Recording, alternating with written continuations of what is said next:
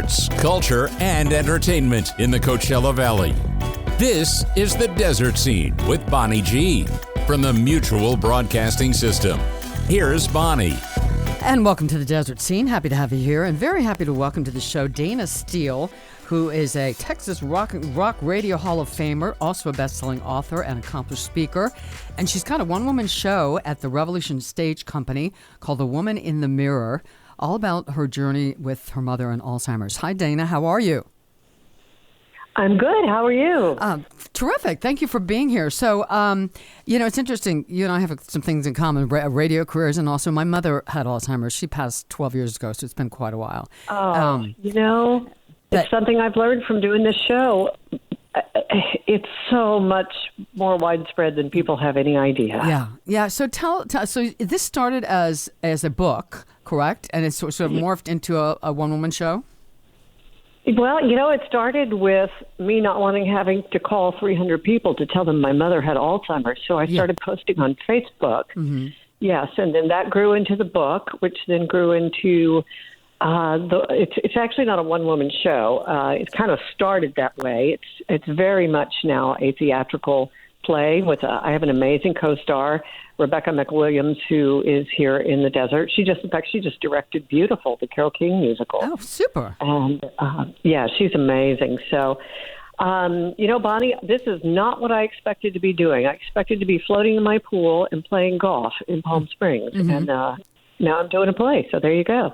So tell us, were you your mother's primary caretaker during this time?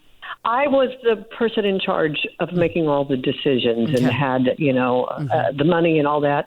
I initially moved her into an independent living facility, a great place called Regal Estates, south of Houston, that was really close to us. And we'd had friends there. She'd been there. She loved the food. She loved the people. And that was before I even knew she had Alzheimer's. I just thought she was, old and dingy. She's getting dingy. I need you closer to me. Right. And the moment where I knew we had a problem there was when I came to visit her, and she was carrying her walker in front of her down the grand staircase. Dayna, hey! Oh my gosh, yeah. Yeah. So, and it just kind of grew from there, and I ended up having to move her 6 times because I didn't, I'm a fairly well-read, smart person, and nobody has any idea what's coming, and that's kind of what this play is for. Somebody asked me the other day, who'd you write this for? Mm-hmm. And I said, it's taken me about 6 years to realize I wrote it for me, Bonnie. Mm-hmm. I wrote it for me to tell me I did a good job and I did the best I could, and there's no right way or wrong way. And to get over the guilt, there's such an incredible amount of guilt that comes after the journey is over. Did I do the right thing? Yeah. That sort of thing. Yeah. And it's for, it's for the 3 kinds of people that are out there, the people who have been caregivers who are still carrying that guilt, the people who are currently caregivers, to let them know you are not alone. Right. And you are doing the best damn job you can with something that's so crazy. And it's also for those people that have no idea. They think they're prepared or they're not prepared at all. Mm-hmm. One of my favorite lines in the play is clean out your damn closet. Don't wait for your kids to do it unless you don't like them. And if you don't like them, don't clean anything Then just leave it all, yeah.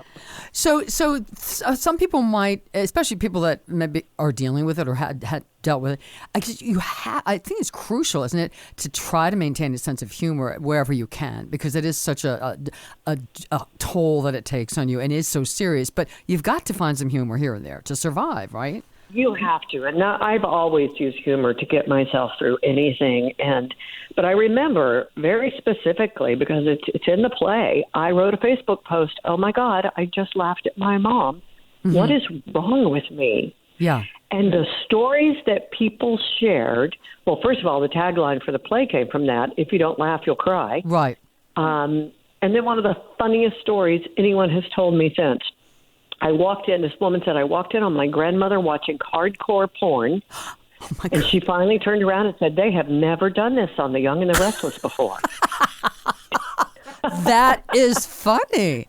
That's very funny. Laugh. So I think people are surprised, even though I've told them it's a timely comedy, and a dark comedy, Yeah. I think people in the audience laugh, and then they feel guilty for laughing. But that's it. It's okay to laugh and cry and throw things and say the F word and do whatever it is you need to do to get through this. Absolutely. Well, let's go back for just a moment. So I was looking at your background so you're native of Texas. Went to Texas A&M originally pre-med, but decided that wasn't going to work. So you switched to theater. Yeah. And, I don't like the sight of blood, but, I'm going to be a doctor. I was 16 when I went to college. Wow. I ended up I had my own apartment and a boyfriend in a band. I was having a great time. Wow. Yeah. And then you had a big radio career. So tell us a little bit about that. Got into radio on a dare because I wanted a date with a DJ, and I thought if I auditioned for the student radio station, he would be impressed and ask me out. He never did, but it's what I did for the next 25 years. I'm very proudly in the Texas Radio Hall of Fame. Excellent. I was a rock and roll DJ. Bonnie, I love to tell people I could stay out past 8:30 at night. I used to be cool. We all did back in the day. Yeah. But I was one of the top rock DJs and one of the top female rock DJs in the country in the 80s. So I will tell you, I am really happy there were no cell phone cameras back then because we had a really good time in the 80s. Now, did you? I mean, performing is performing. It's all basically. But did you do any actually stage theater also during that time? No, I have always wanted to be an actor, and in high school, I ran the lights, and that was only because I was hanging out with my girlfriends were all in theater in high school, and I would go hang out with them because that was the only place we could go out in the parking lot and sneak cigarettes. So I would go stand backstage and wait for them to finish. And opening night of, I think, Oklahoma, the light guy got grounded because of his grades, and Miss Myrtle Brooks, our drama teacher, said, "You've been standing there for weeks. Can you figure this out?" And they had to get me to a box to stand on. Couldn't reach the huge lighting thing they had back then. And so I sort of dabbled. And then in 1990, I quit my radio job and moved to L.A. to try acting for a living. And I've always said I discovered I couldn't act my way out of a box, but I met my husband right before I left. And quite honestly, I did not want to do this. I had never planned to do this play. And the woman we hired to do the initial previews in November of 21 in Houston dropped out the first day of rehearsals because her mother was diagnosed with Alzheimer's. Oh, my gosh. So I had to step in. It's like a movie, Bonnie. I had to step in. I had to play myself, which is a lot more difficult than it sounds, especially when you're terrified on stage. Yeah. And there was a Broadway producer in the audience for one of those 10 performances, and it took off from there. I have a Broadway manager. I have a Broadway producer.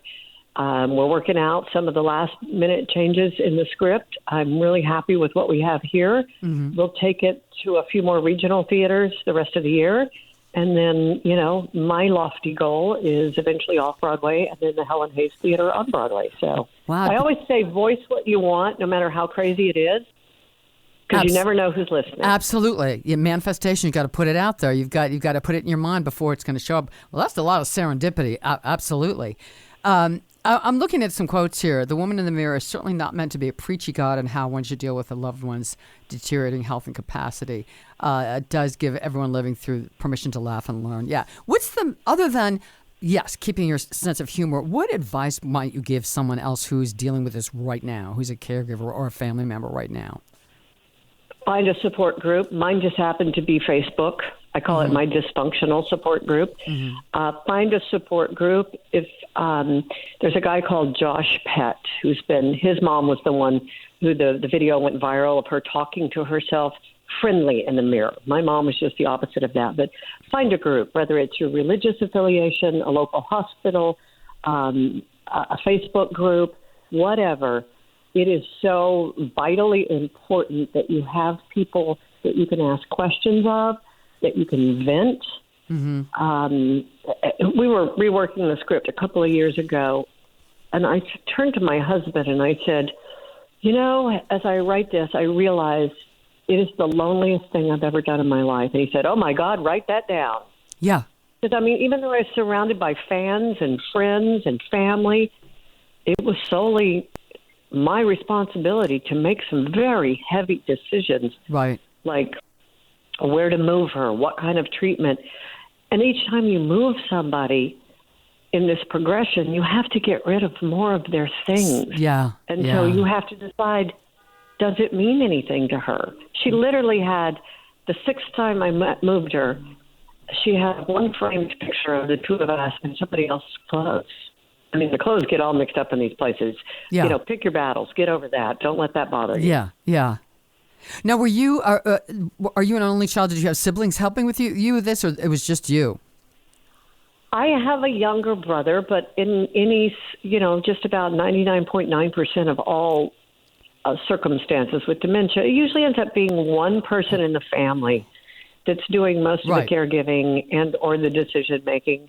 My brother was going through a really contentious divorce. He was emotionally, financially, geographically unavailable. Just not available. Yeah. He was about an hour and a half away. Yeah. He only questioned one of my decisions once, and I just turned to him and blew up and said, "It is not that easy to move her. It is extremely hard to find a place, move them, get them settled, and the expense. And if you would like to take it over, go right ahead." And I was like, "Oh, no. You're doing a fine job." Yeah. So do you mind my asking, so did you have to move her so many times because it just wasn't the right care? Or because that's a lot of stress just moving somebody over and over. Well, the first time I moved her to Regal Estates, I knew upstairs was independent living, and I knew downstairs was some assistance. Mm-hmm. And I thought that's all she'd need. Nobody talks about how insane this gets, how you can't leave. When people go, "Well, I'm just going to live with my kids." Well, first of all, that's mean. And second of all, somebody's going to have to quit their job to be there. Yeah. And they are going to have eyes on you 24/7. And it's going to take away from their marriage and their sex life and their kids and everything. Yeah. So I thought, this is perfect. It's just on the other side of the lake from us. It has bingo. She likes the people. She likes the activities. And then when she does need a little more assistance, I'll move her downstairs. Mm-hmm. Well, nobody told me that, first of all, in Texas, there are different levels depending on if you're in a hurricane zone. Well, when I moved her from the independent to the downstairs when she carried her walker down the grand staircase. But then they said, "Dayna, you've got to, we love her. We would keep her here forever if we could, but we are a class," I think it was a class A, and she was class B, because should we have to evacuate, she's not going to be able to take care of herself as we're getting everybody together. She can't pack herself up. Right. So I found a place that I thought was good, another little apartment, a little more, but still it had bingo and all of that. Mm-hmm. And she was there for about 6 weeks, and they were like, "Dayna, she needs memory care. She's trying to leave. She's becoming a roamer. Yeah. And she's starting to hit other people." And my mom was an extremely sweet person. She loved everybody, and everybody loved her. So then I moved her the fourth time into the other side of this facility, which had locked doors. Oh, Bonnie, locked doors. Yeah.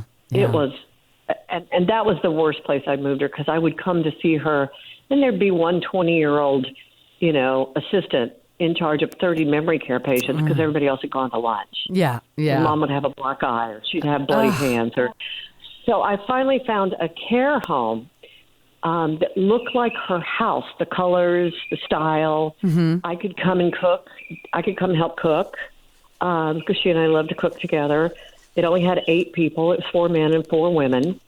And that worked for a while, but there was a man there that was bald. And my dad was bald, and all we could figure is that he wasn't doing whatever she thought she told him to do.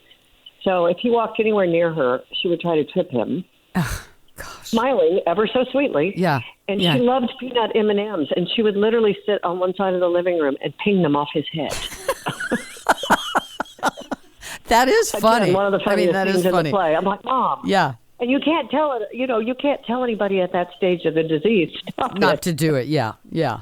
Wow. Yeah, so we moved her. Fortunately, this wonderful company, the woman that ran it has since passed away, but oh my God, she had one more home. Again, I could cook, I could come and hang out. Only 8 people, but it was 8 women. Mm-hmm. And Mom just seemed to be much calmer. There, yeah. And happier, not happier. She was not happy at the end. She was pissed. Yeah. She was pissed off because Dayna Steele never came to see her. Oh, dear. But maybe less agitated. A woman in her 50s named Dayna. Yeah. She wanted the 25-year-old Dayna that was on the radio. Yeah. Yeah. Well, this sounds so that was hard. Yeah. Revolution Stage Company presents California premiere of Dayna Steele's dark comedy, The Woman in the Mirror. It's already open, runs through the 31st. You can go to revolutionstagecompany.com or call 760-318-4115 for tickets. Dayna, congratulations on this, the success of this, and thank you for being here. Really appreciate it. All right. Hope you can come see it. Thanks. I'm going to try. Thank you so much. All right. Dayna Steele, thank you. And we'll see the rest of you the next time on The Desert Scene. This program was produced by the Mutual Broadcasting System.